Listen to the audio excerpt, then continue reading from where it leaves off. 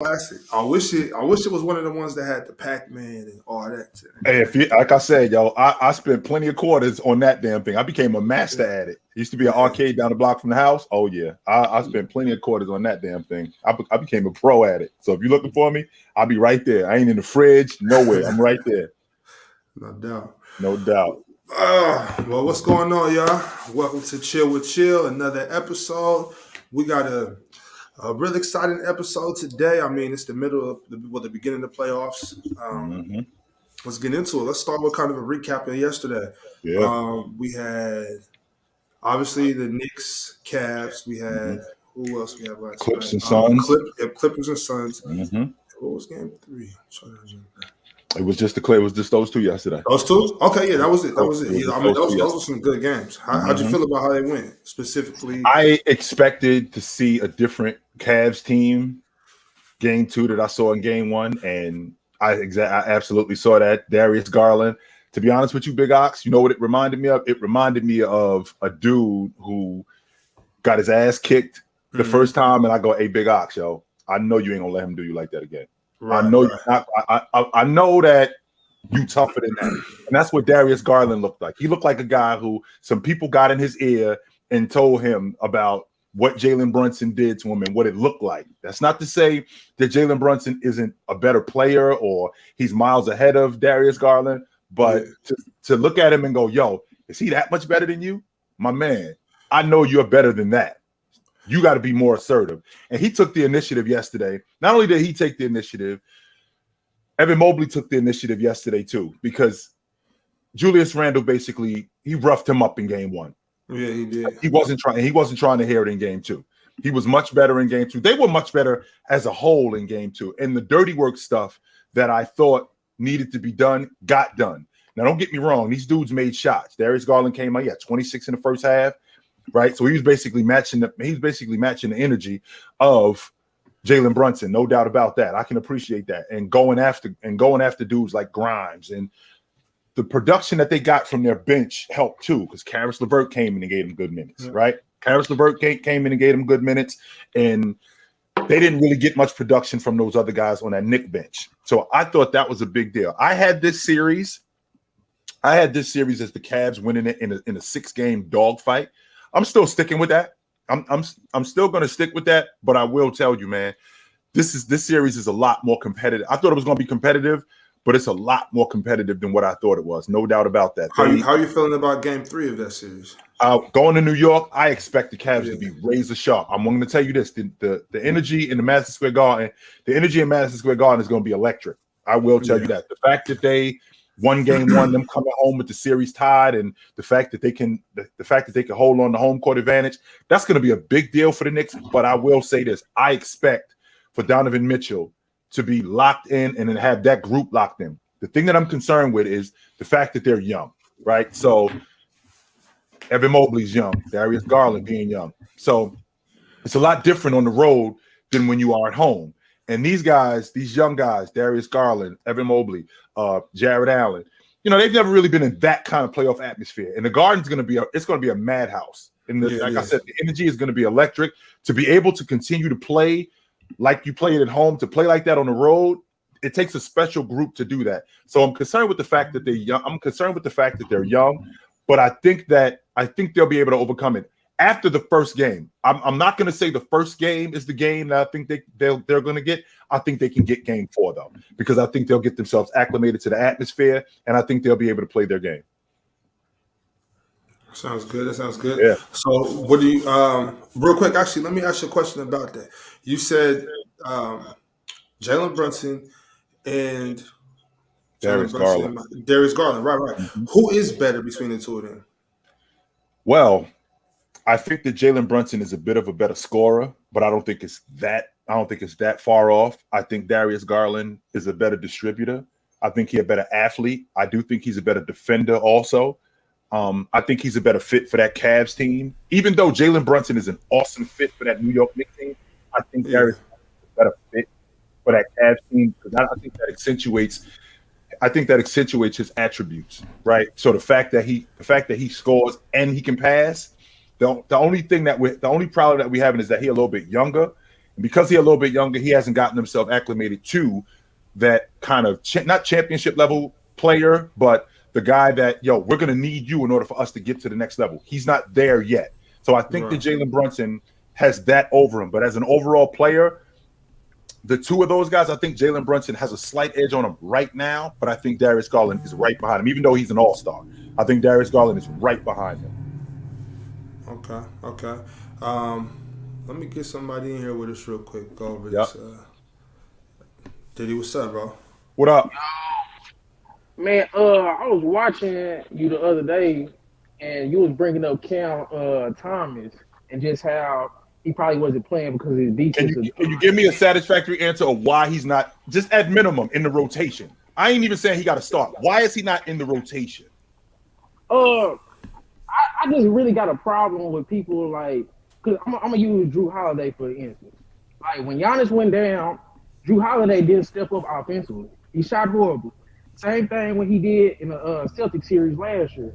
My thing is, why do we do like defensive players and offensive players like Bam Adebayo? He's showing up on defense, but not on offense. Mm-hmm. We kill offense only players, and defense only players get a pass. That's my biggest. I don't understand why we do that. Well, go ahead. Well, let's rewind, because Jrue Holiday actually did step up. If you remember when they won the NBA championship in 21, when he hyperextended his knee and he went out, it was both Middleton and Jrue Holiday who basically saved that series and won that series when he went out. So he did do that. But we don't, to your point, we don't get on defensive players nearly as much as we get on offensive players. We do not. And I think that defensive players, the reason why we don't get on them as much is because defense isn't really looked at, which burns me, by the way. Defense isn't really looked at by the masses as much as a skill as offense is. If you can score the basketball, if you can handle the basketball, if you can pass the basketball, you're more skilled, as opposed to defense, you're not as skilled. When in reality, you as a defender, you might be more valuable to your crew as a defender than you are as an offensive player. I just feel like Jrue Holiday, man, he got to step up tonight, man. Because Chris Middleton did everything in his power game one. And Jrue Holiday just kind of left him hanging. But we don't get on Jrue Holiday because he is a great defender, and I give him that. He's the best perimeter defender that I've seen. Yeah. So, but I feel like just offensively, going back to last year and even in this playoffs, he has to be the offensive guy. Same thing with Bam over there in Miami. You can't hide behind your defense and not play offense.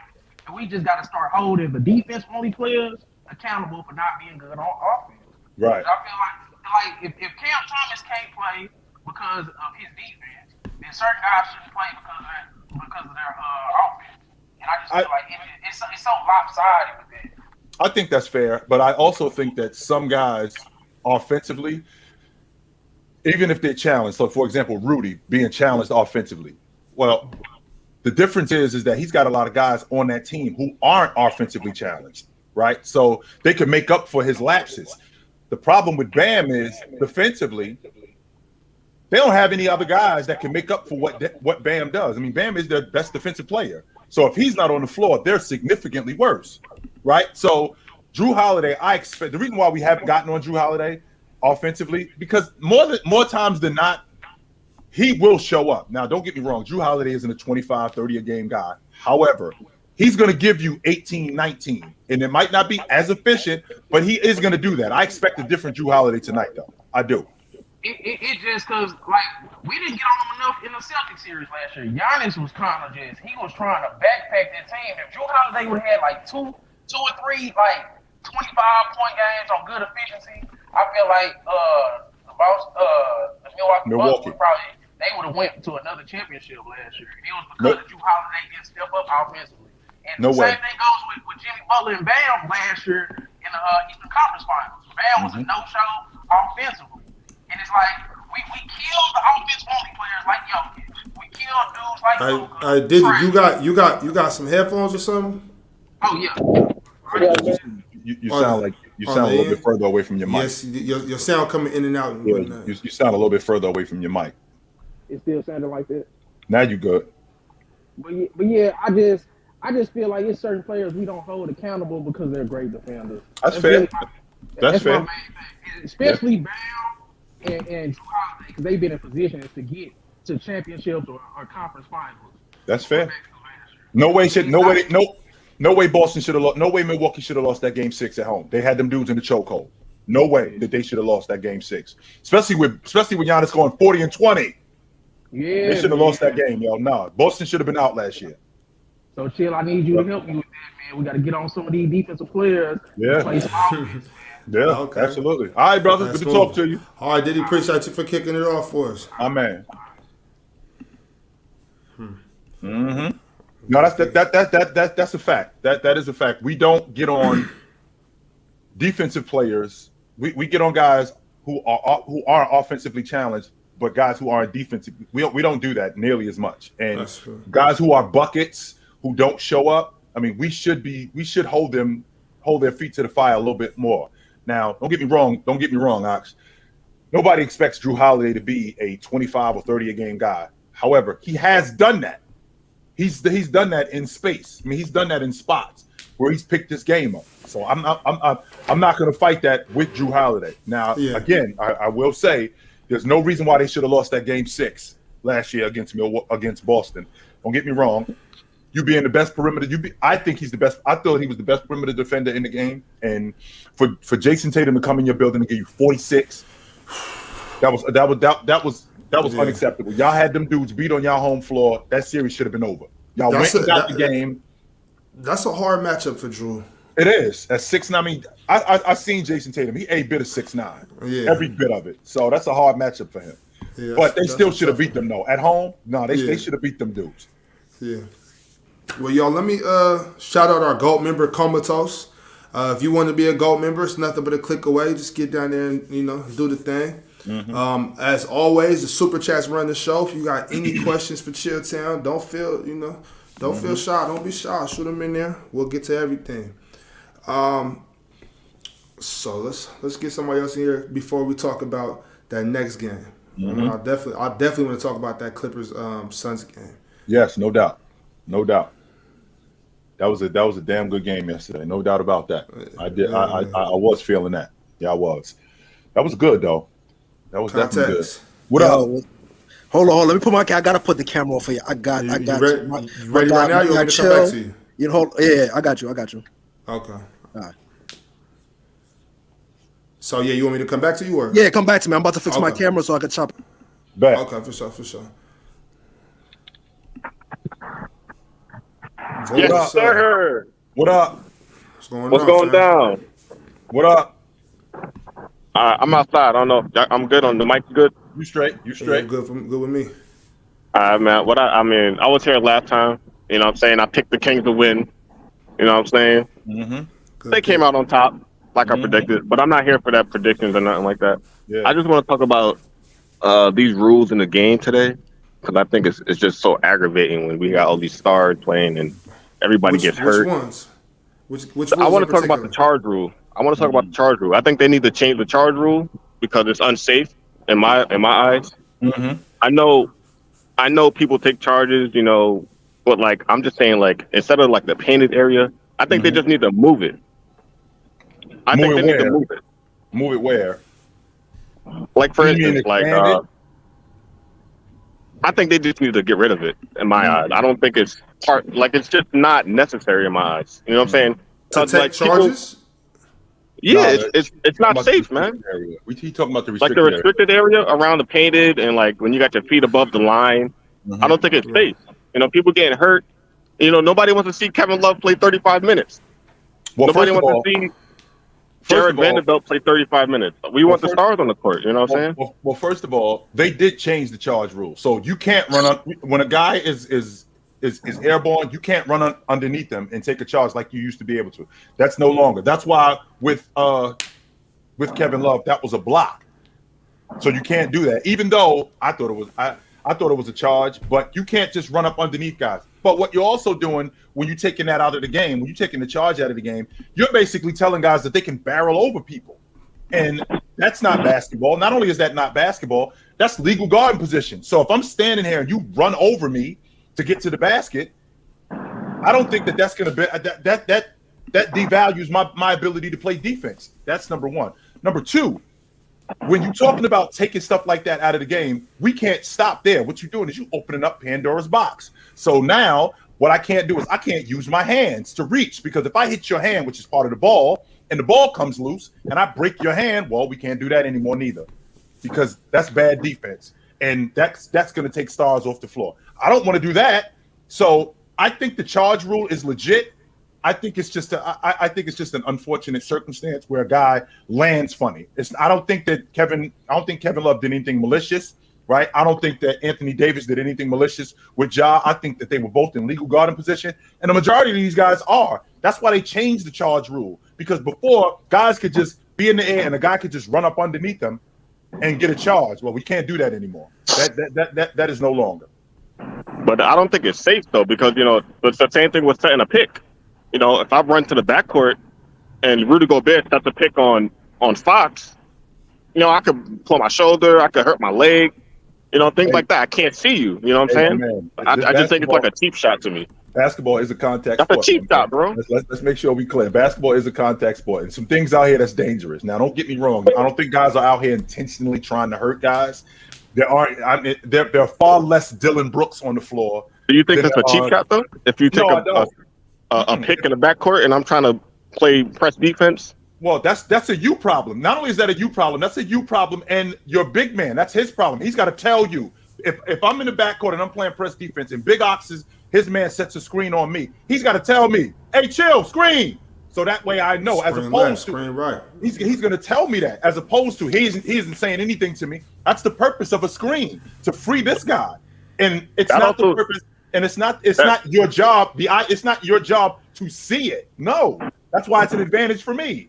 And if you get hurt in the process, even though it wasn't malicious, that's a you problem. Okay, so what happens when it becomes an injury and it's like a serious injury? What if it's like repeated? How do you fix that? Well, again, this is same with concussions, getting your leg broke. You know what I'm saying? Running around a pick and you get hit in the head. How do you can't just let people get hurt. Well, the way you fix that is that you have to be a better communicator on defense. Once again, hey, Big Ox, you got to let me know that screen is there. Big Ox, you got to let me know when he's coming. You should not be, you as a defender, you should not be blinded by a screen. You should already know that the screen is coming because your guy is telling you that. And if your guy doesn't tell you that and you get caught on the screen, that's a you problem as a defender. My job is just to set screens. I'm not out here to hurt you. That's not what I'm out here to do. I'm out here to free up my guy. That's just part of the game.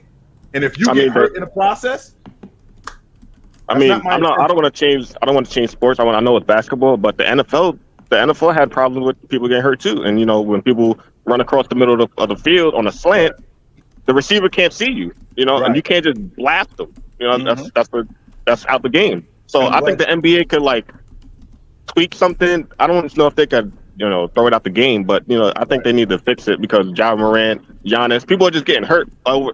It's just like it takes the fun out the game when you got bench players playing 35 minutes.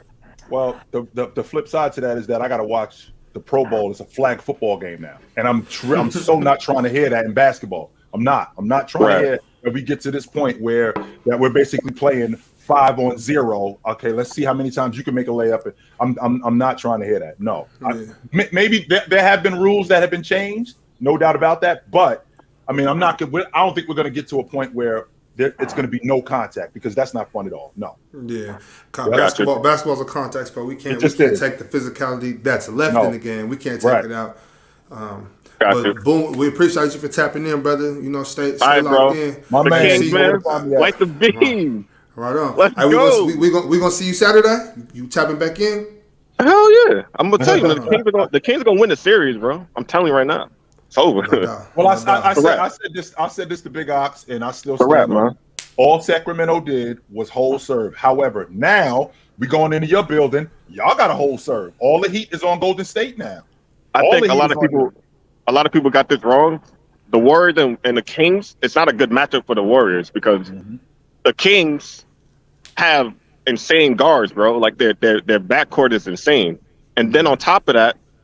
Draymond, I know he's a great defender, but Sabonis, is putting pressure on Draymond because now Draymond has to actually play defense on the floor. He got to guard the perimeter, and I feel like he's just gassed, bro. He looks like he need a Gatorade bottle or something. He's gassed, bro. And then Curry running around shooting threes. He can't play deep on the Fox. And then you're gonna put Malik Monk. He can't guard him either. So like, it's a bad matchup, man. It's a bad matchup. All right, bro. Like the Be thing, smooth, bro. All right, brother. Yeah. No, we can't do. We can't take the physicality out of the game, Big Ox. I mean, what limited physicality we already have. Yeah. Again, if we talking about a guy that's, if you setting the screen, I don't want to penalize you, Big Ox. If you and me playing pick and roll action and this guy doesn't see the screen and you knock him over and you're in a legal position and he ends up getting knocked over because his big man ain't talking, that ain't your fault. That is not your fault. No. Yeah, we can't have that. Mm-mm. Let me get to this super chat real quick. Yep. We got Daniel Procel. Sup, chilling, Big Ox. Just wanted to say, keep up the good work and big fans of y'all. LeBron the GOAT, Lakers in 5, Kings in 6. Absolutely, brother. I like what you're talking about. We here for you, B. We ain't here for us. We here for you. No doubt. I like what you're talking about. Kings. Mm-hmm. It's Kings in 5 though. No 6 games. Mm-hmm. So let's get on that Suns Clippers game. How'd that go for you? How did you like that? The thing that I dug was the adjustment that Phoenix made. They knew that Russ, in order for them to get going, Russ scoring, that was going to speed up the Clippers. But we can handle Russ scoring. What we can't handle is we can't handle Russ doing the other stuff. So we can't have Russ getting on the backboard. We can't have Russ with 50-50 balls. We can't have Russ in the passing lane and stuff like that. Because if he was doing that, then that's throwing a monkey wrench in what we already doing, right? I thought that they got real good production from their starters. I think they got 110 points. From their starters. And, you know, when you get in that kind of production from your first group, it's going to be difficult. It's going to be difficult for anybody to beat you. No doubt about that. I think the Clippers got what they came for.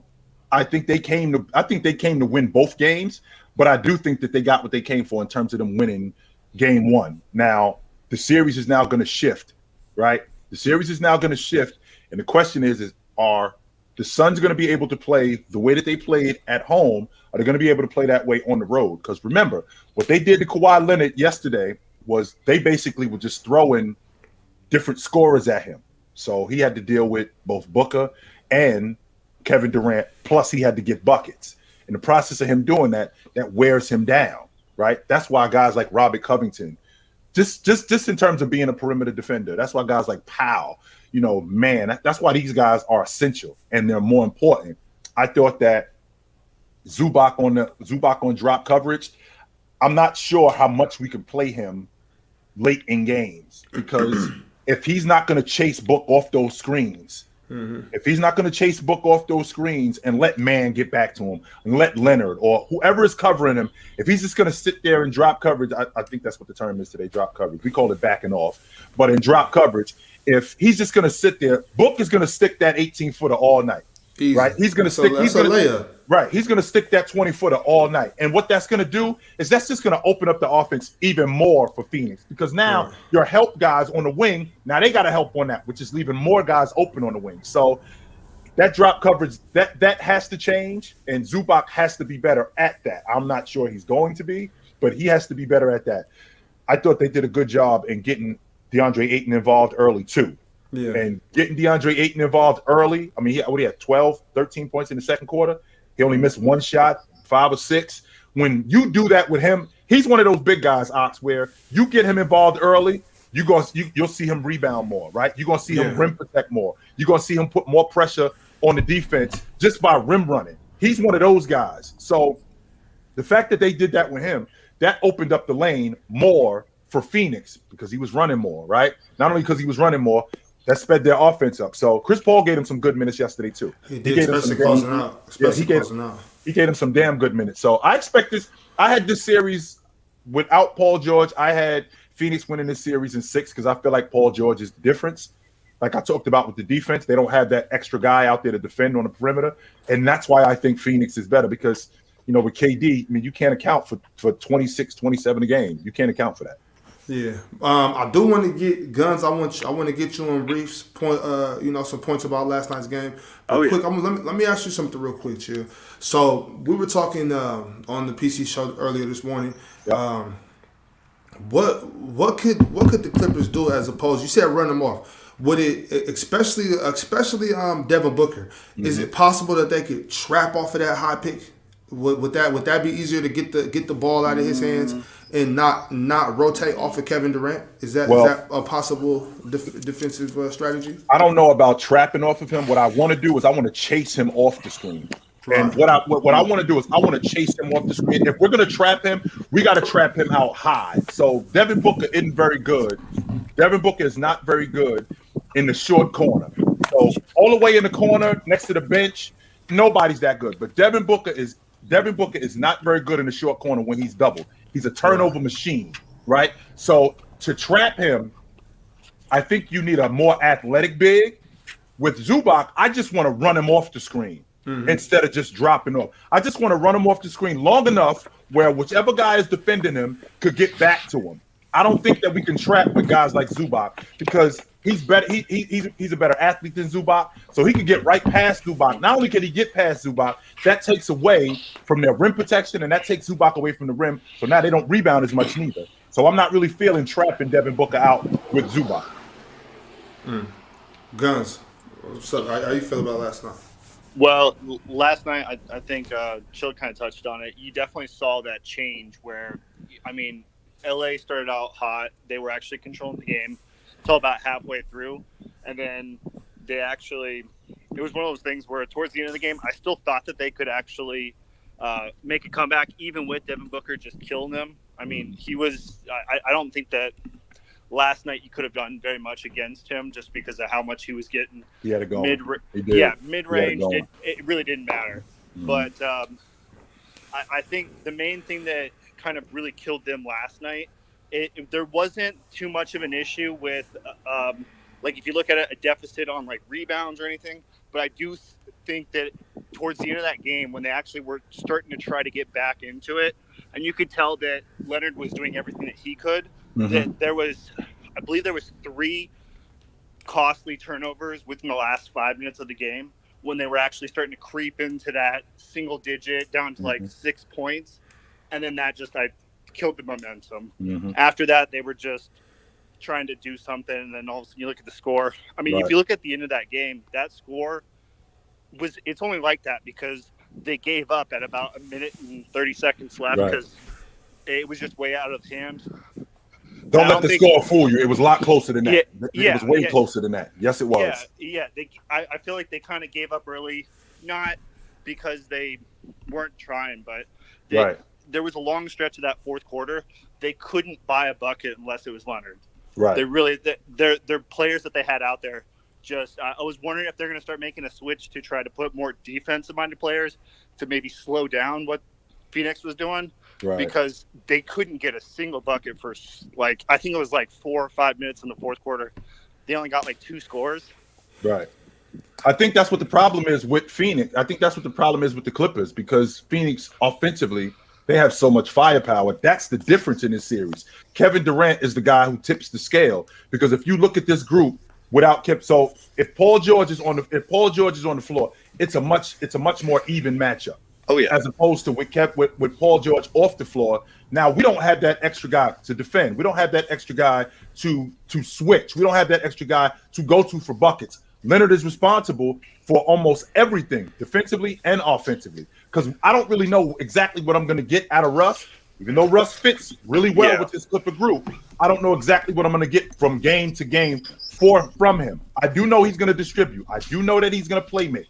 I also know he's going to throw the ball in the second row. I also know that he's going to shoot the ball off the top of the backboard. I know those things are going to happen with Russ. And with Terrence Mann, with Powell, I don't really know what I'm going to get from these guys. Eric Gordon, who Big Ox and I had a conversation about earlier today. Eric Gordon, I mean, if you shoot the ball from 24 feet or you shoot the ball from 30 feet, it's still 3. You can take a step in, my man. Yeah. You could take a step in and get a better look at that. The main thing that I hope I hope Paul George maybe can consider, because I know it's kind of iffy on whether I don't think that for sure he's going to be coming back at all for this series. I think he's done, to be honest with you. I don't think he plays in this series. But I'm sitting here after watching last night, because they do have a chance, and these are all away games, so it's like they've already got kind of the road advantage of being able to go up possibly 3-1. But if he can be 85%, maybe take 10-15 minutes out, and they can pull back some of these players. Like Tyler Mann got almost starter minutes last night, and he wasn't, his points wise and everything wasn't starter minutes quality. I think he only got like 10 points or something like that. So for somebody who's out there for 25-30 minutes, if you could put Paul George, who can maybe play 10 minutes, 15 minutes, get you 12-15 points, I feel like they might even have a much better shot of actually even winning that game last night. Yeah. Reef, you there? Yeah, I'm here. Yeah, what's your take on last night's game? Yeah, what's up, Chill? What's up, Bob? What up? What's going on, brother? All right, two things. One, we're gonna have to talk about Kawhi being better than KD. And Let's talk about it. I don't know why Bones Highland is in the game. Get Bones off the floor. He takes the dumbest shots I've ever seen in my life. He just, like, the moment he gets the ball, he just chucks it up. I'm like, yo, what are you doing? Slow down the game. Pass the ball. Give the ball to Westbrook. Let him. The moment he gets the ball, he just goes. Takes the dumbest shots I've ever seen. Well, you got to remember who Bones is. Bones gets on this crew, right? Bones gets on this crew. He's an energy guy, right? He comes off the bench. He's buckets. That's what he was doing when he was in Denver. So he's not going to get on the Clippers, who now with Russell Westbrook have a high octane offense where they're going to be moving faster, coming from another high octane offense. That's who Bones is, right? Now, you kind of got to live with some of the dumb shots that he takes, because, I mean, that's his game. Because sometimes they're going to go in and it looks good. So that's just part of it when it comes to Bones. But wouldn't you rather have like Robert Covington come in? I would love Covington. Yes. I would love Covington on the floor, because he's going to defend at minimum. He's going to defend it. He gives me a guy that's going to take the pressure off Leonard for stretches where Leonard doesn't have to defend Book. He doesn't have to defend KD, and he doesn't have to go for 25 or 30 and have to play. Because I ultimately think I understand the load management logic, but Kawhi Leonard being who he is, he could ultimately break down. What happened in 21? Did he not break down? He broke down. So if you could get another guy you have to manage guys like Kawhi Leonard differently than you do other guys. And guys like him, to put that much onus on him, you could ultimately break him down again. And I want to ask, do you guys think KD's better than Kawhi, or Kawhi is better? I think Kawhi Leonard is an overall better player. Yeah. I'm going to have to say it depends on what you care about more, but I think just because the aspect of the defense is probably more in Kawhi's favor when he wants to play it, I'd probably go with him, because you're going to get probably the same, very close numbers offensively. The downside is the availability. That's the only downside. Because if Kawhi Leonard had been available as much as KD, I think he is a bona fide top 15 player, maybe even a top 10 player. If he's available, because I think we would have seen much. I think we would have seen so much more. I mean, 2021 is a prime example. If he doesn't tear his knee up, I think they're in the finals at minimum. I think that at minimum they're in the finals. So he's one of those guys who's a borderline what if, because he did produce, but what if he stayed healthy longer? How much better would he have been? All right, so come playoff time, what do you rank Kawhi like in the league? I have him top 3 with him, Curry, and Giannis. It's not in order, but those are the top 3 in the playoffs for me. Like, who do you think is the top 3 in the playoffs? No, bro. Right now? Oh, I'm talking right now, like this year. Right now? You got Steph right now? Right now. Oh, that's just me projecting what I think Steph is going to do. I think Steph is going to cook the Kings. I'm sorry, Bob, but I think Steph's about to cook game 3 and 4. Don't apologize to me, brother. And if that's the case, then De'Aaron Fox is the best player in the playoffs. If we're just going off right now. Yeah, he's killing it. If that's the case, that's fair. Because Giannis hasn't played, and Kawhi Leonard. Let's be clear. Kawhi Leonard played one game. Not only did he play one game, we haven't seen Kawhi Leonard in the playoffs in 2 years. There's no way I could go off of one game and go, yo, this dude is the best player in the playoffs after one game, and I ain't seen him in 2 years. Oh, but that was game 2 though. Right, so, but before yesterday, I'd only seen him play one game. And was he awesome yesterday? He wasn't great yesterday, was he? He wasn't as good as he was in game 1. No, he wasn't. He was pretty good though. He was pretty good though. Oh, he was good yesterday. I ain't gonna fight that, but he wasn't as good as he was in game one. So after That's a two fact. games, That's a fact. I think the Kawhi Leonard is the best player in the playoffs after not seeing him in the playoffs for 2 years. No, I ain't going that far. But the last time he was healthy, I believe the Clippers would have went to the finals. Absolutely, that was 2 years ago. Yeah, that was 2 years ago. Man. But he picked up right where he left off. He did pick up right where he left off, no doubt. That was 2 years ago, though. Now, if he could continue doing this, now we can have a different conversation. But so, who do you think would have won in 2021 if Clippers went to the finals against the Bucks? Well, I had them. I had the Clippers in the NBA championship. I thought the Clippers Jazz winner was going to the NBA finals. And if Leonard hadn't torn up his knee, I thought that they were going to be in the NBA finals. I'm not sure that they beat Milwaukee the way Giannis was playing, the way Jrue Holiday was playing. I'm not sure that they beat Milwaukee. I'm not sure. If Kawhi had won that chip in 2021, let's say, for example, where do you think that would have helped him in his career? Like all-time ranking? You think it would have moved him up or you would have kept him around the same? I just look at all-time rankings differently than other people do. You sound like you look at all-time rankings of what a dude does in the postseason. That stuff doesn't just matter to me. I care about what you do throughout the course of your career and then getting to the playoffs and elevating that legend. A dude that's playing 55, 60 games, a dude that's playing 45, 50 games, no league MVPs, no deep. The stuff that he needs to do in order to be named in the same category with guys like with some of the all-time greats. He hasn't done that for a long period of time. The fact that he's only been good in the playoffs for a stretch. So like he was good in the playoffs in 19 when they won the NBA championship. In 20 in the bubble, I think that he got walked down, and in 21 he got hurt. So and in the regular season, he was good.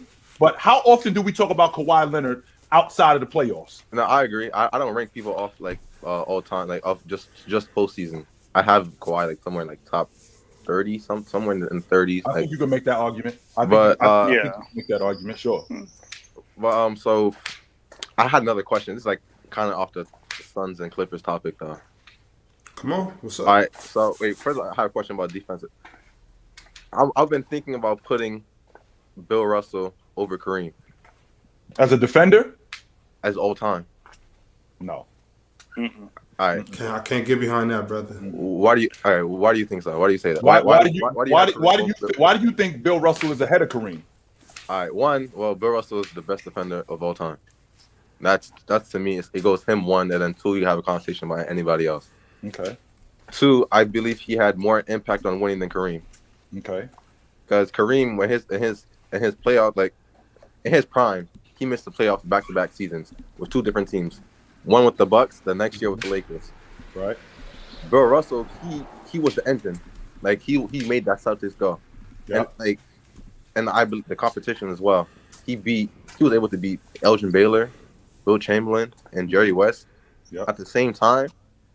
That's like, and for him to, on top of that, to be one of the best rebounders in the game, the best defender of all time, like he probably, his defense, people still copy what he does on defense because of the impact that he had. So I'm like, and for Kareem, the comp that he went through, in the 80s West is probably one of the weakest conferences of all time. The 70s is the weakest era probably of all time. While Bill Russell was going up against people like on a regular basis with Wilt Chamberlain, Jerry West, and all those other people, I believe he should be over him. That's a fair argument. Now, on the flip side to that, I will tell you, number one, I don't think Bill Russell is the best defensive player of all time. I think that honor goes to Hakeem Olajuwon. I think he's the best defensive player ever. That's number one. Yeah. Number two, when you talk about impact and winning, just so you know, they outlawed dunking because of Jabbar. And because they outlawed dunking, he developed the hook shot, which is the most lethal shot in NBA history. You cannot have a bigger you can't have a bigger impact on winning when you have a shot that cannot be stopped. Nobody stopped it. He had one shot. Stop this and you stop me. He scored almost 40,000 points. So that's number two. Number three, when you're talking about a guy, we got to put some context. We got to put some context to the idea of them losing in the playoffs. So he loses in the first round against the Warriors. I have no explanation for that because what happened was I think he got outplayed. Now, him not making the playoffs with that Laker team, I want you to know that Laker team that he got on, they were Detroit the year before he got on. And not only were they the Detroit Pistons, he gets on that crew. and they actually had a better record than Milwaukee, who made the playoffs. But the rules were different. If the rules were what they were today, his team would have made the playoffs. And not only would they have made the playoffs, Jabbar, when you talk about an impact on winning, he went 30-15 for 8 straight years. Chamberlain is the only other guy in NBA history who could say that he did that. No other guy who could say that he did that. They didn't have shot blocking instituted in the game until 4 years into Jabbar's career. Now, don't get me wrong; they didn't have it for the majority. They didn't have it for Bill Russell's entire. They didn't have it for Bill Russell's entire career. But if they had those 4 more years, even if they had it for Bill Russell's entire career, I don't think he would have been the rim protector that Jabbar was. Not only do I not think he would have been the rim protector that Jabbar was, the rebounder, as good of a rebounder as Bill Russell was, Jabbar was right there as a rebounder, and he played longer. And I don't know why we devalue guys who do something great for a long time. There's never been a time where I felt like somebody doing something awesome for a long time was a bad thing. I mean, Jabbar at 38 years old was the Finals MVP. He averaged 23 and 12 in the finals. And I'm not just going off postseason. I'm talking about a guy who was fantastic for his entire career. Not only that, his basketball resume, not just in the postseason, but his basketball resume says that he's the best player in NBA history. He was the best player in high school.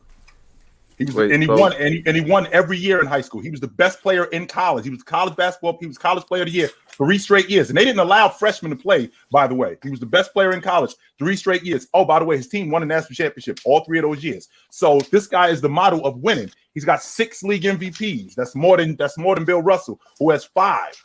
Right. And he's been awesome in every decade. So I can't put I got for what you said, I have Bill Russell in the top 5, but for everything that I said, that's why I have Jabbar ahead of him. Well, for one thing, I don't really count college. Like, it's more to the mystique of Kareem's career more than it is him actually playing the NBA. I strictly count what you did in the NBA. But so, what is it that you value the most when you rank somebody? So you said longevity, production, and what's the other one? So when I think about, for example, the top 10, number 1 is your game timeless. Number two, did you dominate? Number 3, did you win? Okay. So number 4, how impactful was your game? And number 5, socially, how impactful were you? Those are that's my criteria. Where do you have Bird ranked, if that's the case? 7. Because you have him ranked 7? 7. Yeah. I'd say 6 on my list, but yeah. I got him at 7. Okay, then something doesn't. Then and what do you have Shaq ranked? 10. You have Shaq ranked 10, and you have Kobe ranked number 11, right? Yes, that's correct. Doesn't Kobe does he have more longevity than both of them? Hey, Reef. Not today. This way he going with. Hold on. Hold on. Now, when you talk about longevity, Bryant was awesome. Then he wasn't. Then he was. Then he wasn't. Who? Kobe? Bryant. Yeah, he was awesome. Okay, then he wasn't. So awesome when? Okay, so when he first showed up, his first 4 years, he wasn't awesome. Is that fair? Yes. Okay. So then for a stretch, I think 8, 9, almost 10 years, he was awesome. And then he wasn't awesome for 3 years because he started to break down. But then you got guys who were awesome right from the beginning and they stayed awesome. Like Bird, for example. From the minute he stepped in the door. So you're saying that Kobe was awesome from 2000 to 2010? 2012. So that's 12 years. 2011. I think 2011. Maybe 2000. We didn't start talking about Kobe as the best player in the game until probably 2001, 2002. That's when it started getting serious. Yeah, I give Kobe. I believe Kobe started entering 2002. I go. Okay. So that's 10 years. Yeah. So that's 10 years. All right. So Bird was awesome from the minute he walked in the door. Okay, but from awesome, like he was a great player, but do you think that he was like amazing? Because like I don't believe that Bird in his second year was better than Kobe when Kobe went his 4th year. Like, you know what I'm trying to say? Like, that is crazy that you would say that. Wait, so you're saying in 1981 when they won the NBA championship, Kobe Bryant in 2000 when they won the NBA championship was better than Bird in 1981. So let's just say, well, wait a minute, that's year 5. That's year 5. Okay, so I made a mistake. So 2001, 2002 Kobe. So that's right. That's the year. Okay, so that's year 6 Kobe. Yeah, so you think that Bird is better than that Kobe? So Kobe in 2002 year 6 and Bird in 2000 in year 6. Is that who you're asking me about? Yes. That's 85 for Bird. Yes. Yeah. Wait, Yes. so what do you think is Bird's peak? Like what 2 or 3 years? See, this is what we're not doing. This is what you're trying to sell me, my man. You're trying to sell me a short period of time. Larry Bird, from the minute he walked in the door to the minute he left, was awesome. There is no question about that. No, he was first team All NBA as a rookie. I don't. You know how many guys who were first team All League as a rookie? No, I don't disagree with that. I don't. Yes, you do, because what no, you I don't. This is what. So clarify it then. So straighten me out, my man. For me, while I'm listening to you, you care about your game is timeless. You said game is timeless. You said Bird. production. Bird. Did you win? Bird. And longevity. Kobe has more longevity than Bird. Okay. Kobe won more than Bird. Yeah, but there's also an aspect that, like, this is one of the other things that comes up a lot of times when people try to, like, bring up past people and future people, that I don't think people take too much into account, that, like, sports medicine has now caused people from back in the day, which used to do unthinkable things, that now they're still playing. I mean, up until Tom Brady, nobody was like 40-year-old quarterback. What the hell are you talking about? And now he was like 44. We saw Brett Favre at 40 years old. He wasn't very good. We saw Drew Brees at 40 years old. He wasn't very good. So, I mean, it's one of those things, like, we got these people nowadays who've got these sports medicine. What's to say that if, Bird wasn't playing more in the future, that he couldn't have had a longer career with the better sports medicine and the better idea we've got? My man, this is what you're not doing. You're not debunking my argument. You're not. I'm not. You gave me. That's exactly what you're trying to do. No, you said that it doesn't make your sense. argument. That's exactly what you're doing. A guy who showed up from the minute he showed up to the minute he walked out the door. Bird, on the other side of his career, when he could hardly walk in 1992, was still 20 a game. He could hardly walk, and he was still 20 a game. I mean, but that to me doesn't mean anything, because Kobe was also scoring 20 when he was in his last few years too. Yes, and I'm glad you brought that up, because in his last year in the league, I believe the Lakers were at the bottom of the league. Yeah, I'm not mistaken. I'm not mistaken. Okay, the Celtics did make the playoffs with Bird, but he could hardly walk. That's true, but because I don't want to talk about players when they're like at their worst. I want to talk about what you did for your long, like when you were at your best. From what year? Right. Bird was the league MVP 3 straight years, and there was no question about it. He was the best player in the game. No, I have Bird in my top 10. I just I want to know your logic, because for me, I just told it to you. What part of it are you confused about? I heard your logic. What I'm trying to say is, Kobe, like those things that you mentioned. Kobe has more longevity. He won more than Bird. And if you want to talk about production, well, Kobe was great on both ends of the court. So was Bird. You think Kobe? So on the defensive end, who do you think was better? So was Bird. You think Bird was better on defensive end? So was Bird. Don't forget, because you bring up numbers. Let's make sure we clear, just so you know. Kobe Bryant, 12 of the number. I didn't say a single number. You just said longevity. Okay, so if longevity, what does longevity mean? No. I'm talking about. Okay, when I said defense. Rewind. What number did I bring up? You just said longevity. So longevity, what does longevity mean? What was he doing that long? The amount of longevity, the amount of years that you played. Okay, so what was he doing during that time? He wasn't just in the league. I'm talking about when they were playing defense. Who do you think was the better defensive player? When he was in the league that long, what was he doing? Who, Kobe or Bird? Both. I think we're going in a circle here, Big Ox. Yeah. So listen, my man. I think so. This I was trying to avoid. No, we good. But I appreciate you, brother. Yeah, take it light, my man. I appreciate you, though. I appreciate you. All right, Reef. Good. My man. Reef, that's a good convo. Guns, appreciate you, bro. We're gonna keep it moving, man. All right, Guns. Hey, Guns, keep getting that cardio in, man. I see it. We see it. I'm about to go run about 7 miles, actually. I just can't run with it being in this thing. But, looking forward to the next couple games, and also, light the beam going forward. Playoffs, baby. I'll be honest. Light the beam. Gotta give it to you. Yes, sir. Right on, bro. Appreciate you. See y'all. All right, brother. Yeah. I knew it was gonna go that way. I seen it coming. I'll shut it down. The minute I feel like we're going in a circle and we ain't getting nowhere, there's no reason to continue this conversation. No, we can do something else, no doubt. It's all good. It's all good. Still appreciate you, Reef. Good looking. Thanks for coming up. Okay. Let me get to a couple of these super chats. Yep. And then we'll move on to the conversation of the hour. Let me see who's first. We got my man Sports PSP. Chill. Who's a better rebounder, Wilt or Rodman? I think Dennis Rodman, pound for pound, is the best rebounder in NBA history. However, I think Wilt, I can't discount you being a big guy. I can't discount you being a big guy and the fact of what he had done as a big guy. And the fact that Wilt was on the floor for as much as he was on the floor and the production that he gave as a rebounder. I mean, Wilt averaged 19 rebounds. His last season in the league, which was the 72-73 season at 37 years old, Wilt averaged 19 boards. Just so you know, the league leader today, I think he pulls down 14 or 15 a game. Man. Let me see. Put it on vinyl. When did you transition your diet to what it is now, and what was that like? It's interesting you mentioned that, my man. I was working out a lot, and I was trying to figure out why I wasn't feeling as good as I should. I'm trying to figure out what's going on, man. I should feel better. You know, with the amount of exercise that I get, why don't I feel better? And then I saw this documentary on Netflix. It was called What the Health, and it was about processed meats and stuff like that.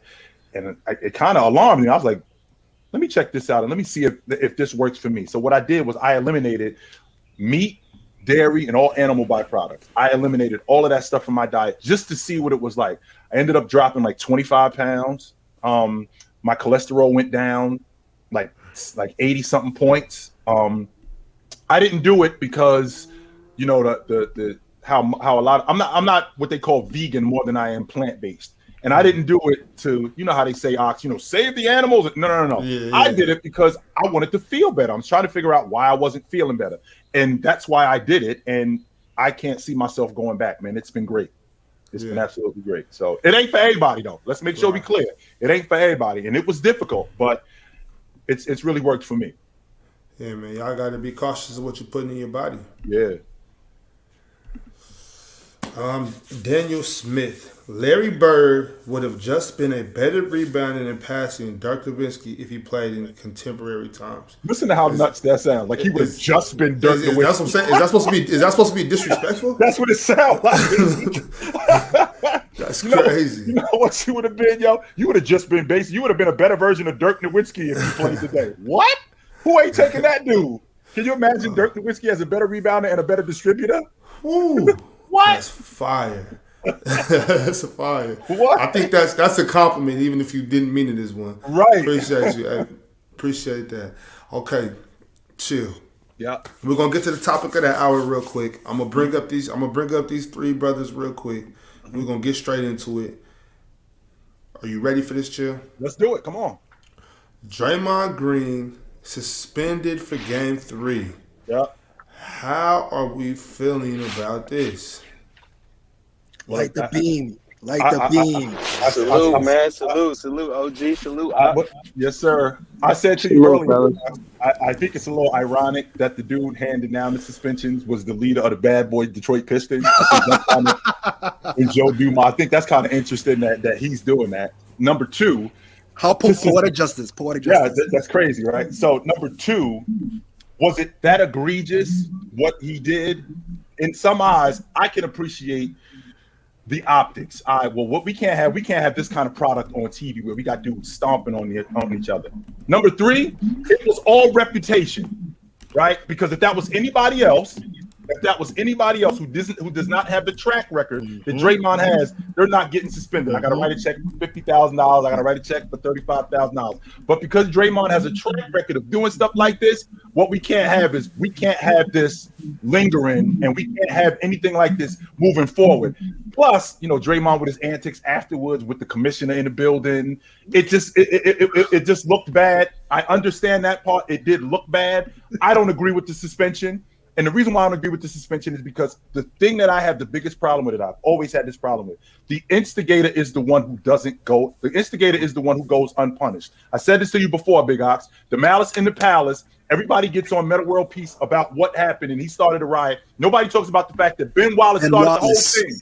He started the whole thing. If he don't start with him, we're not having this discussion. Because they was getting their ass kicked. That's why. That's exactly what happened. That's exactly what happened. So when you have a game like last night, if he doesn't grab Draymond hops over him, and he's on a fast break, and we're rolling, and we are not having this conversation. He started the whole thing. The whole thing actually it turned into something bigger than what it was, and then Draymond got himself penalized for something that was small, but he got himself penalized for what he had done in the past. I don't agree with the suspension, but that's just me. Hold on, give me one. Chill. Salute to you, my brother. First of all, like the Beam Ox. They can't handle the 50 boys. The 50 boys is Fox and Monk. The 50 boys. If you know from BMF, you know the 50 boys. They can't handle it. And hold on, let's be clear too. Steve Kerr is getting exposed as a fraud coach. Say what? Yeah. Steve Kerr, fraud alert. I hope y'all hear that because he said himself. This is gonna be very multi-layered. Just give me 1 second, chill. Let me just cook real quick. Steve Kerr, first thing he said that, remember, he had the Knicks job and Golden State. And Phil Jackson told him himself, he said, you go where the talent is at, my guy. Because he knew, and Steve Kerr said, if I went to that Knicks job, I would have been fired in a year. Yes. So that means, you know, that players are the one that make you look better as a coach. Now, Mike Brown, and Ticket made a sense of, I think Mike Brown took the same idea and said, listen, agitate Draymond Green. And if you know, let me start from the beginning. Draymond Green, and you said that Draymond Green wasn't the initiator from the beginning of the series. And Bob, you could attest to this. Draymond Green has been trying to rattle them, and the reason why everybody's so surprised is that Game 1, the Kings were so poised. Every time they was getting rattled, every time they kept on beating on Sabonis, they stayed composed. Sabonis is taking all the hits. He has his moments where he complains and he makes these faces, but that's basketball. It is what it is. But he stayed composed. So hold on, you think it's a one-way street? You think it's just the Warriors and not the Kings like going at them? You think it's just all no. But here's my thing. You have to prepare yourself for that. They knowing what's going on. But listen. Basketball is all about getting advantage, right? So of course the Kings are, but the Warriors are known for it. Draymond Green is known for that, and he started off the series by trying to punk them. You could see it. He was talking to Monk, crazy. Talking to De'Aaron Fox, crazy. Talking to Harrison Barnes. He was trying to get under their skin. Talk. That's not. That don't got nothing to do with the Draymond and Sabonis incident. It's an energy, but it's an energy that comes with that, my guy. If you on the court and you talking crazy, you talking hot to guys, that's not these young bulls. They don't care. They talking back, they chirping right back at you. But you could see that Draymond was trying to set that precedent. He was trying. You could see he was bumping. He was being a little bit more touchy than he normally is. And a Game 1, why are you being that chippy?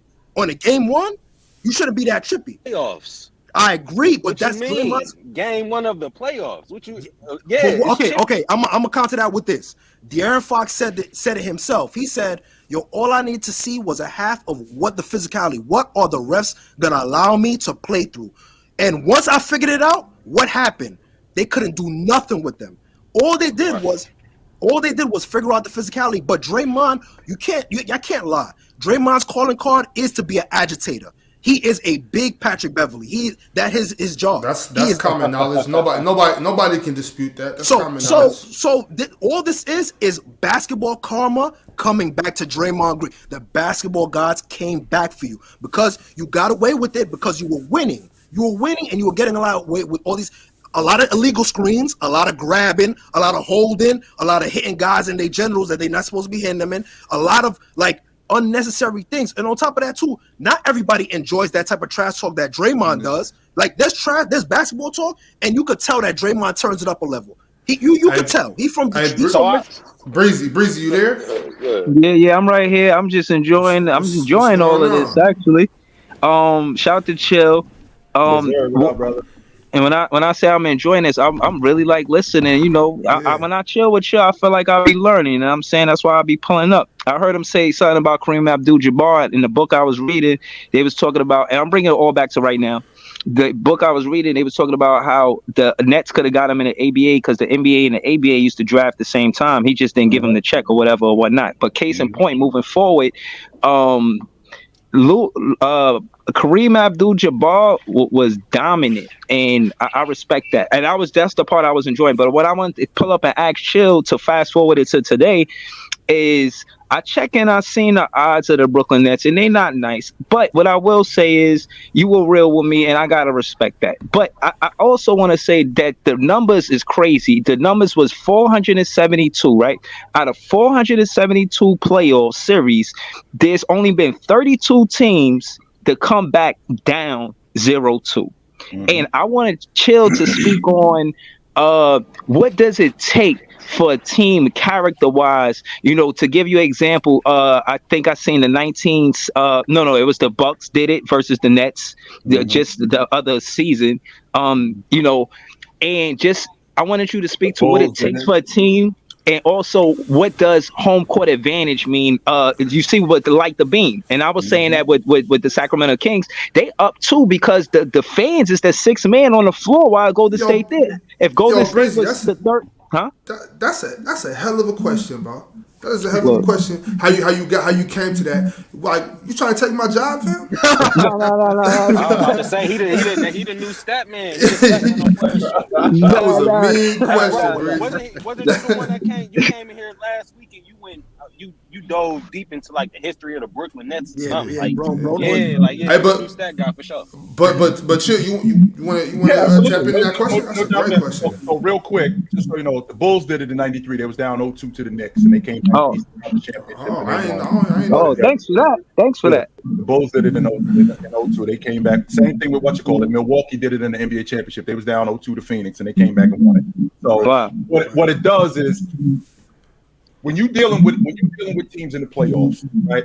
Adjustments have to be made. That's why coaching is very important, right? So the way you play on your home floor is going to be different than the way they play on their home floor. The game's going to be different. It's going to be faster. It's going to be slower. That's number one. Number two, your role players, they play different on the road than they do at home, right? They are a little bit more energized. It goes a lot of people, even though I've never really been a big fan of the home court advantage thing, because I always felt like, Muhammad Ali told me this: if I'm better than you, I'll whoop your ass anyway. Don't make a difference where we at. But when it comes to role players, I can't discount how difficult it is when I got to sleep in a hotel tonight as opposed to sleeping in my bed. I got to get on a plane. I can't discount any of that stuff. I have a routine. But when you're thinking about a team that now we have to adjust to being down 0-2, you can't get ahead of yourself. We can't think, all right, we got to win the next 4 games, because if I'm thinking that, well, then damn, I'm not going to win the series. If we can just stay in the moment, and staying in the moment means, all right, 1 game at a time. Well, this team has beaten us before. What did they do to beat us? Well, they out-rebounded us. We got to fix that. They out-toughed us. We got to fix that. We don't have to fix that throughout the course of the series. We just got to fix that right now, right? We got to fix that just right now. Also, the Cavs came back being down 0-2 to They came back from being down 0-2. But anyway, I'm to stay on the point. We have to fix that right now. And when we fix that right now momentum builds. And not only does momentum build, it puts a lot of pressure on the other team that was up. So, for example, Big Ox and I had this conversation with Sacramento. All Sacramento did was hold serve. Now the Heat goes to the Golden State Warriors. Right. Now the Heat goes to the Golden State Warriors, and they go home and they win both of these games. Just so you know, it's a lot different winning game 1 or game 2 on your home floor than it is now winning game 5.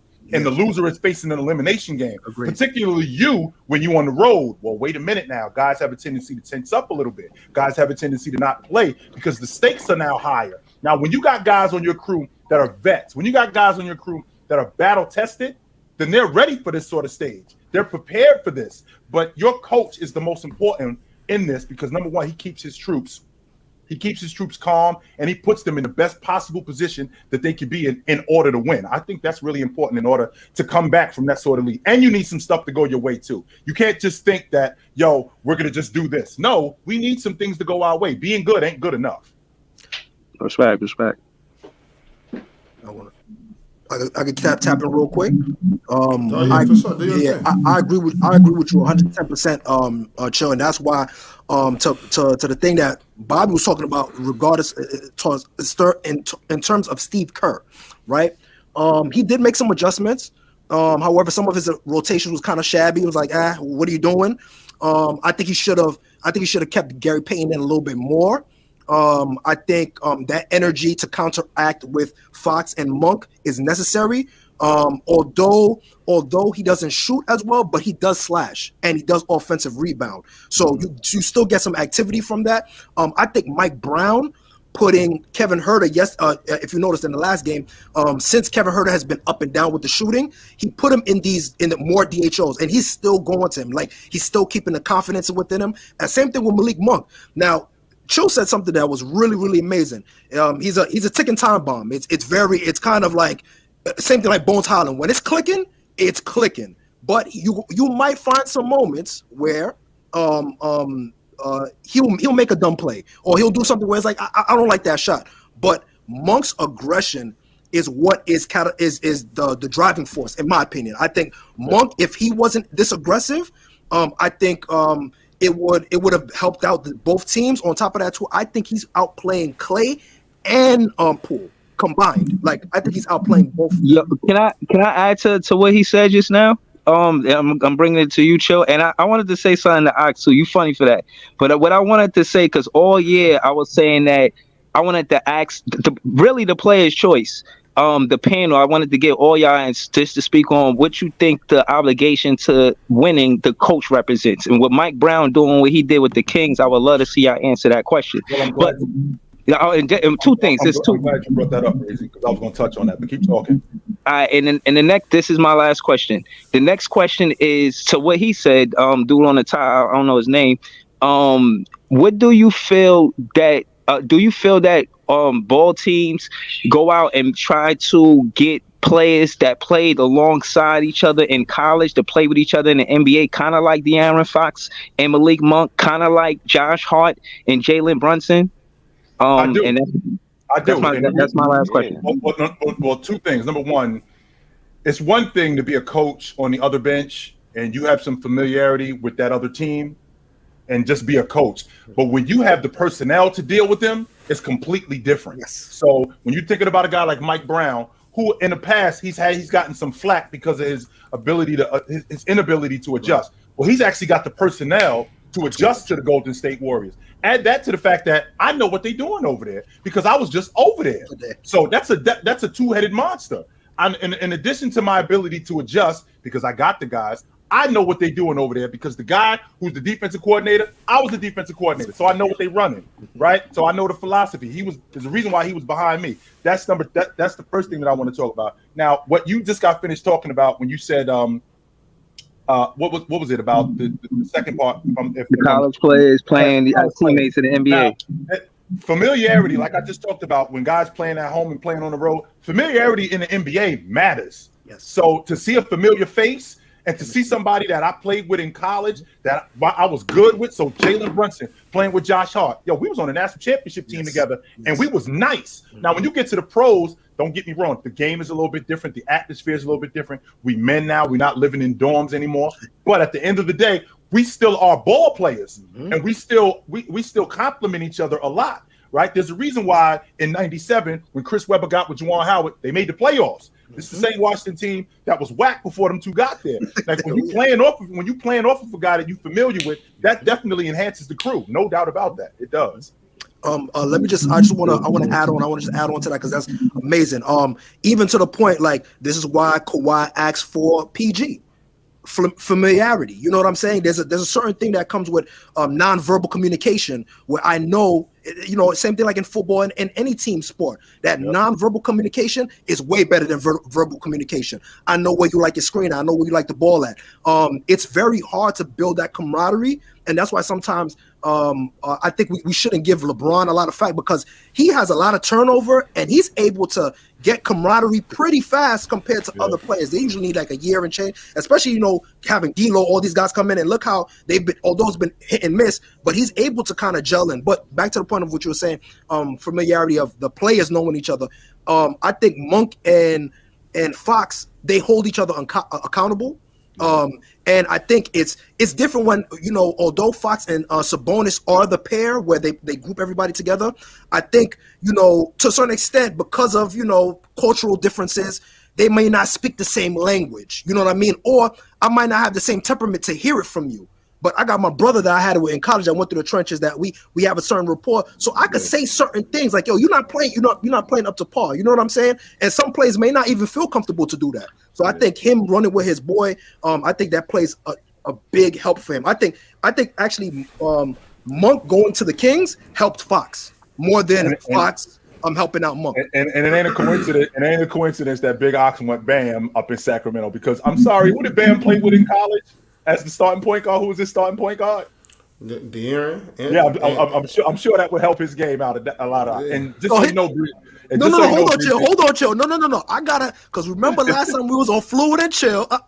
You said that you would love to have Bam and Sabonis because of the spacing. Right now, from these sample size that we've been seeing, has Sabonis been shooting? Well, here's the thing. He has been actually. He has been. Yes. Wait. For these 2 games, has he been shooting them? With Draymond sitting in the paint, he has now knocked down that 15-footer. Yes, he has. And Draymond last game, but the first game he did not. He didn't even look at the rim. That doesn't mean that he can't shoot. And that's called an adjustment. Plus, to Breezy's question, Breezy, it's not a coincidence that Jamar Chase in Cincinnati, the reason why Jamar Chase is doing what he's doing is because the dude who's throwing him the football is throwing the football in college too. So that helps. Well, fellas, appreciate y'all for jumping in. We gotta keep it moving. You know, we don't got a 3-hour show, y'all. I wish we had more time. The 50 boys, man. I'm telling you, I don't think Steph and Clay can keep up with the 50 boys. Steph, it's over. Running out the gym.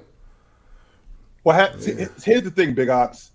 I could do what you do, but when I get to a point where I'm a little long in the tooth, like what Steph Curry is, just turned 35, I can't do what you do for as long as you do it. Don't get me wrong. I'm still in great shape. So I got to start picking spots to do it. That's why with this Golden State team, like we can get up and down the floor with you dudes, but the difference is that we can't do it all night like y'all. We'll get ran out the building. We will get ran out the building. We got to slow this game down, and we got to get a specific pace to benefit us. Otherwise, these dudes are going to blow us out. Now, I will tell you this, Ox, and you made a really good point. It looks like Sacramento is the better team right now. It just looks like they are. When I look at it, when I look at what they've been doing, it looks like Sacramento is the better team. Game 3 is going to tell me a lot about what's going to happen in this series. Yeah, the game 3 is definitely. I mean, if game 3 goes one way, it's over. If game 3 goes the other way, it's we're still playing ball. But yeah, I mean game 3 will be a deciding game. It's going to show us a lot.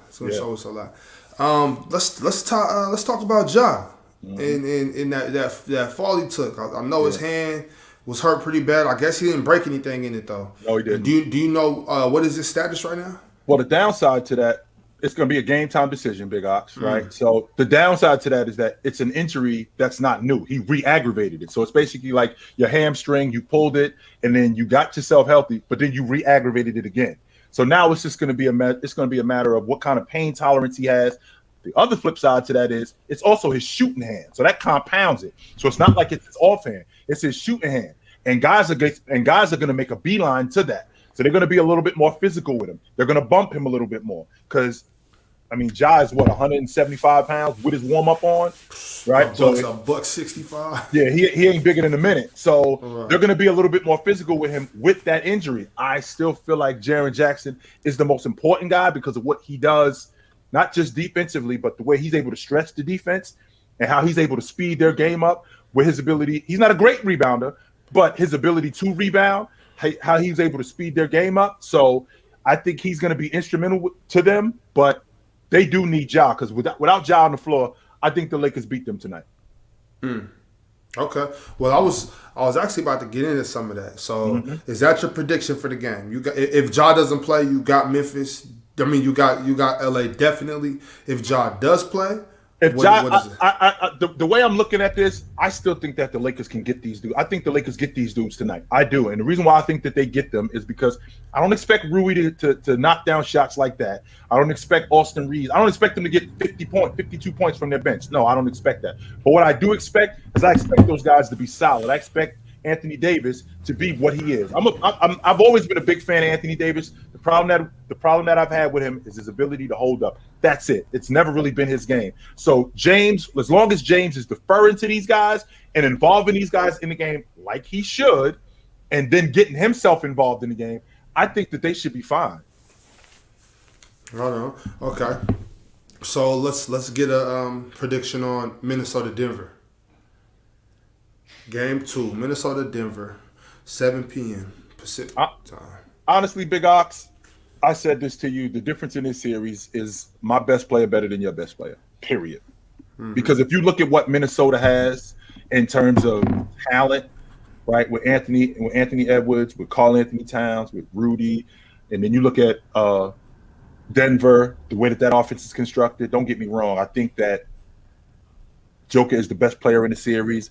MPJ shooting the long ball, Jamal Murray doing what he's doing. The issue that I'm having is that Karl Anthony Towns has to outplay Joker, and he's not going to do that. And the reason why he's not going to do that is because he folds when the bets get higher. I've said this in the past. He gives me Chris Webber vibes.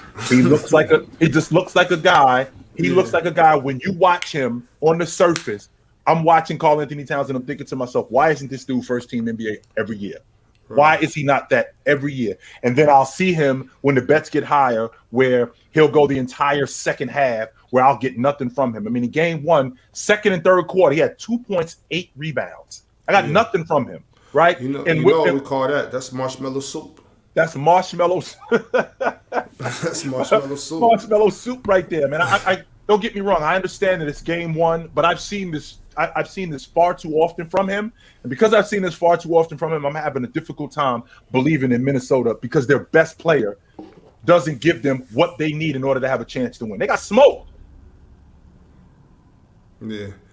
Okay. I'm gonna pull up these guys. Who do you got? Miami, Milwaukee. Game 2. Tyler Hero got a broke hand. Yep. I think it's when I think about losing when I think about losing Tyler Hero and I think about losing Giannis, I think it's a bigger deal losing Tyler Hero. I think I already told you. I said you can't show up if that hat ain't on. I already told you that. So all the time, bro. I think it's a bigger deal losing Tyler Hero for the series than it is losing Giannis for a game. I think that's a bigger deal. But when I think about tonight's game, I think Milwaukee comes with a better offensive plan. Like I've seen Middleton score in bunches like that with Giannis off the floor. I've seen him do that. The problem that we have is that Jrue Holiday didn't give them the minutes that he didn't give them the offense that was necessary. So a guy like Kyle Lowry can't play him to a tie. Kyle Lowry can't play you to a tie, yo. You got to dominate that matchup. Considering who Kyle Lowry is, you got to dominate that matchup. They need to get more production from their bench, and I don't think that Middleton has to cancel out Jimmy Butler. Jimmy Butler just can't go for 35. Mm-hmm. That can't happen. Jimmy Butler cannot go for 35. They have to slow him down on some level, and if they do that, I think they win tonight. Hey, SB, who you got? Miami, Milwaukee. Oh, Milwaukee easily. First of all, I want to salute. I came up here because I watched y'all last show. I got smoked with Big Ox real quick, OG. Hold on. I got smoked with you, Big Ox. We'll bring the records. So, during the show, right, first of all, before I go anything, OG, put Kobe in your top 10. Now, back to business. So, during your show, right, I came in this point, y'all was arguing about start, bench, cut, Ja, Fox, and I believe it was SGA, right? And you tried to trick everybody and push the little narrative that making everybody change that. Man, I think you should put the big pressure on everybody just to instantly say start De'Aaron Fox. Never. That's not my pressure. That's just that's just them just realizing what he's doing right now for these two games. But go ahead, brother. Go ahead. That's fine, right? Because when you do a start bench cut, right, that's usually saying no matter who's on my team, we can make it happen with this guy. Don't get me wrong, De'Aaron Fox balled out this year, clutch player this thing, but I can't necessarily say that over Ja and Shai, because Shai? I said no. You said why not Shai? Because Shai balled out this year and with less talent than what he had. So I mean, you selling me instantly start De'Aaron Fox. So wait, listen, calm down. Let me get to my point. If you put a guy right in a situation where you just getting your return on investment with De'Aaron Fox with his 6th year, he still haven't won over 50 games. Ja instantly came into whatever his team situation was. Instantly went from the number 2 lottery team to a playoff contender. You had, if I tell you. You want a guy to start everybody. I mean, I got to get him multiple lottery picks, which he had more, because people just think this Kings team is just good because Sabonis and Fox.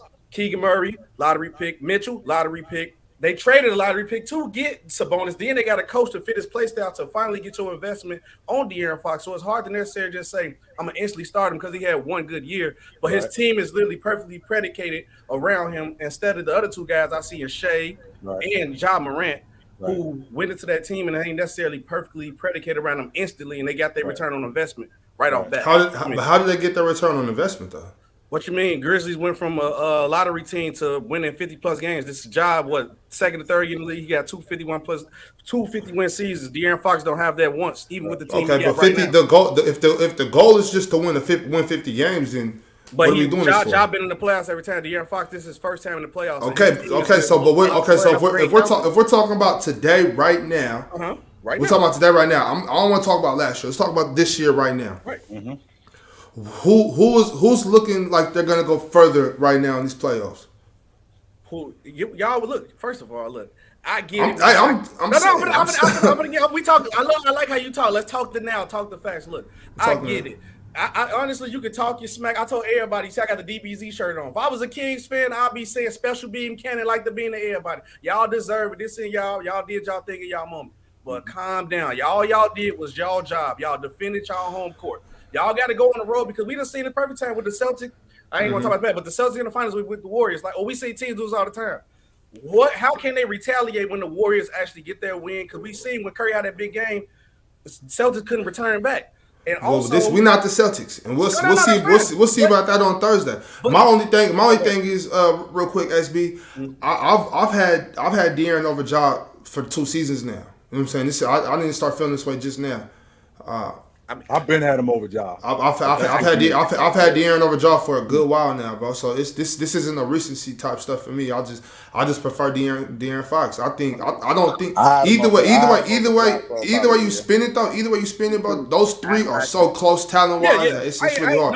De'Aaron does play the best defense of all 3 of them though. No, that was my problem. I was like, you just like it for me. It would seem like you were just saying it was De'Aaron instant. I'm like, that's not necessarily fair to say because I put Ja in a situation like him and the team is perfectly predicated around him with multiple lottery picks that can benefit his game. I think he'd even be better. He was the number 2 seed this year, and he was in a high seed last year before. And he was the main. I mean, Jaren Jackson's a lottery pick. Yeah, but yeah. You know what I'm saying? Was Josh Giddey lottery? Chet lottery? Shai got about 3-4 lottery picks over there with him. But he played the best out of him. And more to come too, by the way. Don't leave that. More to come. So my thing is, SB, he might end up getting Vic because I'm not mad at you. I'm not mad at you for having any one of them over any of them. I think they're all so close. I prefer De'Aaron Fox, but I don't think it's fair to say that his team is better or he's been built around because all those teams are being built around all 3 of those players. So it's my next question is it 100%? That's true. Besides these 2 playoff games, is it like 100% saying that he's the best player on the team? Because I think it went like back and forth between him and Sabonis. I think DeMontis. I think it's 1A, 1B right now. I think DeMontis is the best player on our team. Okay, I think so too. But Fox showed out these couple playoff series though for sure. So do y'all got a prediction for tonight's game? Hold on. Go ahead, my man. Go ahead. I'm sorry. And I just wanted to talk about my Knicks before I do my prediction. Bob, thank you. Here we go. Here come the Knicks fans. Here they come. You know what time it is. I'm going to talk about it. We lost because of our turnovers. Look, this is old school basketball at its best for me. I haven't seen hungry. I love it. I don't care we lost. My problem is that turnovers. 18 turnovers. They scored 16 off of those transitions. That's it. Everything else, I think we played a perfectly good game. Had we worked on that, we would have been good. But we slacked on the defense. I loved how they played last night. Now, hey, they got to go to the Garden. I got to pay respect. This series right here reminds me of Ewing. It reminds me of all the old greats just going at it like with Miami, going at it with like Chicago. I love it because look, if you really look at anybody else, only thing is the Bucks and the freaking Heat actually are doing good. Like everybody else is more into the Knicks and the Cavs because of how they play. And like I said, Garland, I said it before and I'll say it again. Garland was the change. If he got more involved, Mitchell ain't got nothing to do with it. Mitchell gonna get his. But you got to get Garland involved. Same thing with Monk. That's why I tip my hat off to you, Bob, and I'm taking my name no longer Cowboy Bob. It's Cowboy B. Out of respect for you, bro. Hey, Cowboy. But like I said, Hey, Cowboy I B. think he's gonna win Cowboy again. B. Yeah, Real quick, what's up, Cowboy sir? B. Did it not look like somebody got in Darius Garland air like, yo, my man busting your ass? You gonna do Yes, something about this? that's why I said I loved it. What's It definitely did. If you look at the last, look real quick. It Last definitely time you did, saw Chill and, Town. That's a good call right there. They were on Cleveland's home field. That last game, you see Mitchell walking up to Garland like, yo, I'm going to play with your ass next year. And they were talking right then. I was like, oh, if he comes, I'm done. We're going to have a real good season. And look at how they are. Now Mitchell is talking like, yo, I need you guys to step up. I'm going to do me. But now look at how LeVert stepped up. Look at how everybody was stepping up that last game. Now I'm telling you, the Knicks is ready. Plus Randall, they were asking Randall like, yo, Randall, what's up? Randall's like, it's okay. That's how we play. We play tough. They play tough. We're going to keep going. That's what I'm talking about. Ain't none of this, oh, no, this. No, I want to hear you next game. We got you. No, and if Tibbs don't get Randall off the floor when y'all know I was finna say that, OG. I swear to God, I'm gonna choke. Because if I gotta see somebody blow their knee up, or if I gotta see somebody separate his shoulder when the team is up 20, I'm gonna find Tibbs. That was so stupid. That was so stupid. Bro. I literally called flashbacks. I'm like, bro, why is he in the scene? I said, bro, oh, you was Chicago. Yeah, you're a Bulls fan. Yeah. About being down, being up 2-0. That man who single-handedly ruined D-Rose's career, bro. Get him on the floor. What is he doing on the floor? What is he doing on the floor, bro? Single-handedly ruined Draymond D-Rose's Green was gonna career. get suspended. You know why? It's because it's Draymond Green. Had it been anybody else, they both would have been suspended for a half. I really think no doubt about it. It was reputation. But it wasn't just reputation. It was also how he was. The derogatory words he was saying to the stands. The fans up there yelling, acting like what he did was. In the crowd.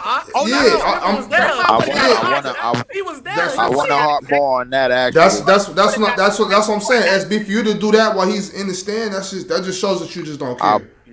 I want to harp more on that actually because the commissioner was in the building. Bobby, I don't know how many damn times I gotta apologize to you for what happened Saturday, bro. Listen, and my apologies to brother Chilltown too, man. I promise to keep it basketball. We're not gonna do business. Anyway, but about that Sacramento game, Chilltown, you absolutely right. Sacramento Kings they held serve. But we got to get into how they held serve. How they held serve was a point that you talking on. One point, first point I want to get to is Malik Monk, who has been outplaying the damn near everybody on that Golden State Warriors bench by far. And the second thing, and while De'Aaron Fox and Sabonis, De'Aaron Fox has been able to at least match what Steph is doing because the Davion Mitchell matchup, Davion Mitchell is giving Steph all he can handle, especially on the ball, and he's being a little net, and it kind of reminds me of Toronto when they had Van Vliet on Steph, and Van Vliet and Kyle Lowry's taking it kind of reminds me of that. Mind you, they didn't even play Terrence Davis, I don't believe, and they got him on the bench, so Sacramento got a lot came of in for a couple minutes last game. Yeah. But Sacramento got a lot of they got a lot of slugs in that clip over there, man. And I told you months ago, Chilltown, the only team that I thought that was gonna show Golden State Warriors the door was who? The Sacramento Kings. I told you that on your first time. I told you that the second time I see you on your channel, and I'm gonna say it one more time. You've been saying that since like February. Yeah, I've been saying that for a long time, and now that you just came up with. I wasn't sure that Sacramento was gonna. I didn't even have Sacramento in playoffs. The reason why I had such pushback from you is because I didn't even have Sacramento in the playoffs, and you trying to sell me that Sacramento was the only team that could beat the Kings. I'm like, what? What is this dude talking about? But then I started watching them, and I started watching their style of play, and I'm thinking, wait a minute, yo, they play the same way that these dudes play. Not only do they play the same way that they play, they're younger than these dudes. And we got the same. It's the story about a Ferrari versus a BMW. That's basically what's going on here. An older BMW, by the way, not like a 2022 BMW. You're talking like a 2010 or like a 2005 BMW. Yeah, definitely. So I think Golden State, man, they on the ropes, and a lot of players on that team, and then this includes Steph. He never been in a situation where he been down 2-0 and he got to fight. He's so used to being comfortable over those years. Let's see what that horse made real of. quick. I got one more question. Go ahead. I just want to ask Chill. At the end of the season for the Knicks, this is what I think we should do, and I just want to know if you agree with it. I say we re-sign Hart and R.J. Barrett and trade Barrett to the Utah Jazz and get Lurkin. Why I say you that? are not getting. Not for RJ Barrett. Hello, you being a Cowboy now. See, yo, I want that. You being a big time Cowboy now. Come on, man. Nah. Hey, chill. Making that phone call. If you're the Knicks, you make that phone call. That's gonna ruin the relationship with Danny Ainge. She's gonna be like, y'all, you disrespecting me. He gonna say you disrespecting me. Don't call me. Danny Ainge is Boston. You already know he don't trust nothing Knicks related anyway. They would. The Knicks wouldn't hand over R.J. Barrett for Donovan Mitchell. What makes you think that we now want him for Laurie Marketing? We need a big that can score. I'm sorry. Well, I tell you what. I tell you what, Cowboy. You being a Cowboy now. I tell you what, Cowboy B. You do need a big. Okay, call somebody else because he ain't over here. Call somebody else because he ain't over here. Call somebody else. SB, what you trying to get off, SB? Hey, can we start to recognize and I give the Kings credit for this for exposing this too, because everybody, we all have the worst because of the experience, and you just automatically think they was gonna bounce back. Can we also? I want y'all guys to tell me how y'all feel about this. That the regular season does matter because the things you do in the regular season, it builds habits, and now we start to see all the habits that the Warriors did during the season. Because everybody thought it was like the Kings inexperience. The Warriors gonna get Wiggins, they got Gary Payton, they're gonna snap back. But I still see all the problems in the regular season. Because game 2, right? Y'all can go ahead and tell me how you feel. The Kings didn't play as good, but the Warriors played so god awful with the turnovers. They literally making all the bad habits, which is what they did all season. Because and I gotta harp more on that, man. We got to give Mike Brown, who I believe is coach of the year. This is no question. At this point. And Mike Brown, who I told you, Chilltown, on your show. First question I asked you, I said, how well does Mike Brown know that basketball team over there in Golden State? It seemed like he know him pretty damn well because the Draymond thing, me personally, I think it was a setup all along. Hey, do y'all see that? Jaws out tonight. And it worked. Jaws out tonight, y'all. Y'all see it? Jaws they out play tonight. good without Jaws, but they cook, Lakers, Miami. But Leaf, Cowboy, SB, we have reached that hour and 30-minute mark. Y'all not gonna get me on probation. I mean, you had me in here for like an hour, bro. Like I was. Hey, Leaf, don't jump on so early, bro. I can't have you opening the show, bro. You know the people want to see you. Apologize. Right. I want to. How many times I gotta apologize? Leaf, it ain't about that. I'm never taking nothing personal. Jay-Z don't open up the show with his best songs. Exactly. He don't do that. He got Memphis doing it. Chill. Look, chill. All right, everybody. Listen. Here's my last thing. I promise to keep it basketball. We ain't gonna do business. Therefore, I will not talk about the Lakers until they are outside the playoffs, bro. Like that's it. As far as the Kings go, y'all can just bring them brooms out. The Kings is basketball, bro. Like if it's the Lakers or Golden State, I'm not talking business, bro. Y'all can bring them brooms out. Mm-hmm. All right. All right, you gotta stand 10 toes on that. I'm gonna pull it back on you because I heard that too. Down. All right. Yes, sir. Yeah. Well, Chill, do you want to touch on anything else? Regarding the playoffs, regarding Ja's injury, anything you want to run through before we end? Me and you just had this conversation that with Ja, I still thought that they would beat him, but Ja out the lineup. I think the Lakers handled them tonight with Ja out the lineup. No question about it. I still felt like they beat him with him in the lineup, but with him out the lineup, no doubt about it. I think they handled it. If Ja goes out tonight, I mean that means his hand must be pretty hurt. If he goes out tonight and they go down 2-0, does Ja even come back game 3? We're not coming back to Memphis. This series is over. Right. So, but does Ja go to LA? Does he travel with the team? Is Ja playing game 3? He's going to LA, no doubt about that. And they don't play again until Saturday, so we don't know how bad. We don't know how bad this thing is. We know it's not broken. But it looked like it might be a sprain, right? So if this was the regular season, he'd probably be out for a couple of weeks. Yeah. He'd probably be out for a couple of weeks, maybe even a month. No doubt about that. So, no. And we don't got no more super chats. I think we good on those. Yeah, no, we all good. We ready to go. Yeah, it was a great show. Great show. Absolutely. But we about to tap into these games. I got 2 more shows. Chill. I'm Yes, up sir. here all day. No doubt, Big Ox. I'm gonna leave you to it, brother. You know where to find me at. Euro, be easy. All right, Take it have a light, good one. but take it. Yep.